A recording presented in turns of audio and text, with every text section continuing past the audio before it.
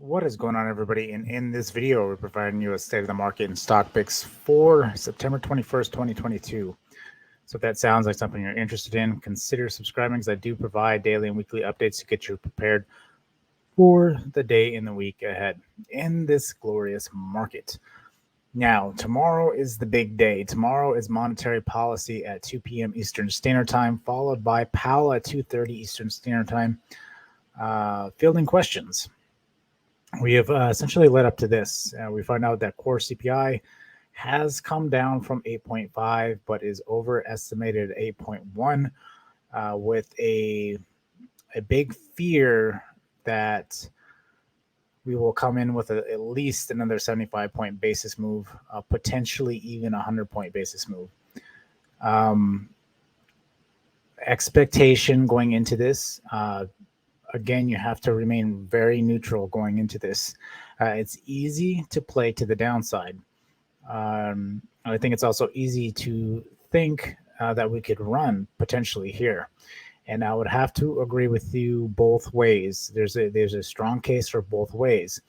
If we come at 75 or higher, that could lead to more potential selling off. If we come 50 or lower, that could rally us. And again, something I've talked about the past 2 days coming into this day is that we are getting ready for another earnings cycle. Yes, we still got like about a month, a little less than a month before we start essentially reporting earnings. But considering the way the market's been this year, anytime there was a break between monetary policy, we have our runs for that earnings cycle. And then when we hit the next core CPI or we hit the next monetary policy, the market stalls at that point, and then it dies, it chops, whatever it does at that point. But we are coming into that window after this monetary policy. We're going to have essentially that, again, just over a month before the next monetary policy, but we do have core CPI in roughly about 3 weeks. So we have enough time to run in between then before we start having earnings. And I'm very skeptical about what's about ready to be shown and we sell off heavy tomorrow. More than likely, I think that will come from earnings, or that could potentially come from even the core coming out and possibly start pushing back up. If there's any indication that inflation starts rising again, that's going to be a cause of concern. So just be mindful of that. So tomorrow, I'm really looking at 75. I want to see how the market digests that. I think we could potentially push, but it'd be a very temporarily push. If we do push, I think it'd be more so just a retest of this line here, this trend line. So it could potentially get back up to that 4K mark before we roll over and start selling again. It really just depends on how the market's going to take it. Things are looking very bad and continuing to look worse. And rightfully so. And I think Q3 will expose a lot of that, or it could make it good, really good, and really bad.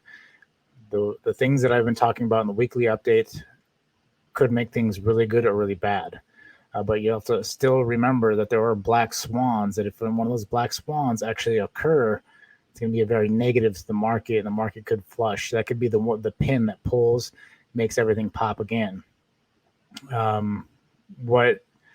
To get more downside pressure in selling and get gas to the downside, you need new news.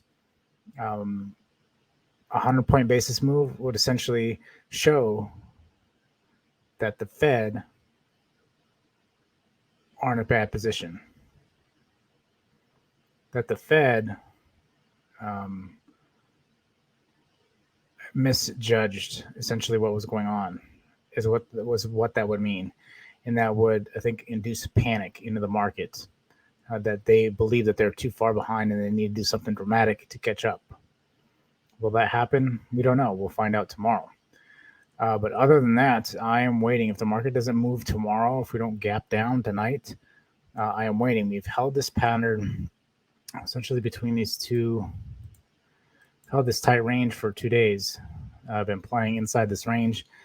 Played this dip this morning, this dip on Monday, and then we've just kind of battled back and forth, playing this the zone range here ultimately, but majority of the time we're held in between these two dashes here. So we've been in a really tight range. Again, I play the first hourly candle, and then after that, the market's pretty much dead. We have been getting some sort of movement towards the back half of the day, but that's pretty much it. The market just sits flat until we get our move tomorrow. So whatever move we're going to get tomorrow is going to be very explosive. Just be mindful of that. Just make sure that the first move isn't the move that flips on you and goes opposite way. So that's pretty much what I'm watching tomorrow. If we do get some good news, again, it really depends on what the point basis is. If it's 50 or below, I think we could pop to 4K, maybe a little bit more, maybe 4,100. If it's 75 or higher, I think you're going to see this break, and then we're going to see 36 again if that does occur. But again, we have to see. Bitcoin, I'm not going to go over Bitcoin because it's right at that mark. Again, if the market sells, it's going to sell. I just wanted to take a look at Tesla and bring this up real quick. It's an ascending wedge here. It looks like it could potentially get really tight here tomorrow, maybe even into Thursday here, and then get a break and sell. Again, by tomorrow when we find out what's going on, that could be the break that breaks Tesla and has it start selling. So really watch this ascending wedge tomorrow. Banks are not looking good. It's still holding under. I believe, again, if we could break this, 111 is what I'm watching for support. If it breaks that, we're going to be in for a Tuesday, and I think we're going to really check the bottom of this channel if that does happen, or potentially break out, maybe even make a higher high here and attempt to hit 128.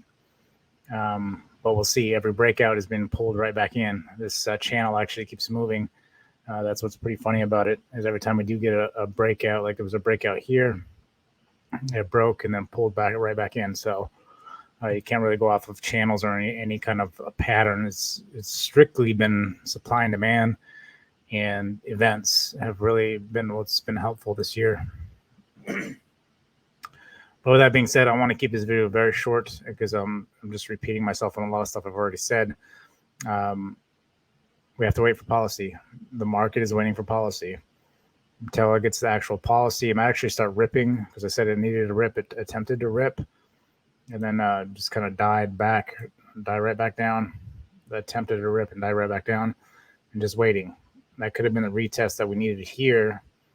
And maybe tomorrow is a pin where we drop down to here, the 37, 35. And again, depending on how much momentum we get, if it's enough, we could break and sell off even more. So with that being said, again, go ahead and drop a like button and watch my morning call. I don't think anything's going to happen overnight. Black Swan could occur too at any overnight session, and then things would just be different in the morning. So I do morning calls at Hammy137. If you don't follow me there. Aside from that, I will see you guys later.